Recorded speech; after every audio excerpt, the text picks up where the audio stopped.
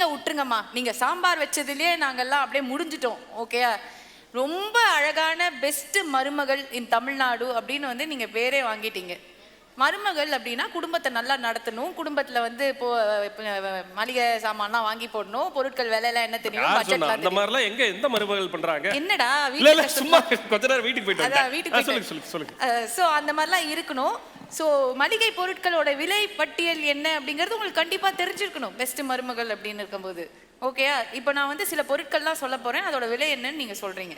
Okay ஓகேயா? சொல்லிடலாமா? Case சிலிண்டரோட விலை என்னம்மா? ஐ குக்கிங் எலக்ட்ரிக்கல் ஸ்டவ் அப்படின்னு.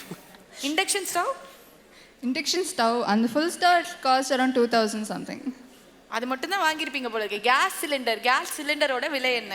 சத்தியமாக தெரியாது, சாரி. அதெல்லாம் எங்கள் அம்மா தான் பார்த்துப்பாங்க. நான் வந்து சீரியல் மருமகள், சீரியல் எப்படி நடிக்கணும், அழுகணும், இதெல்லாம் கேளுங்க, நான் சொல்கிறேன்.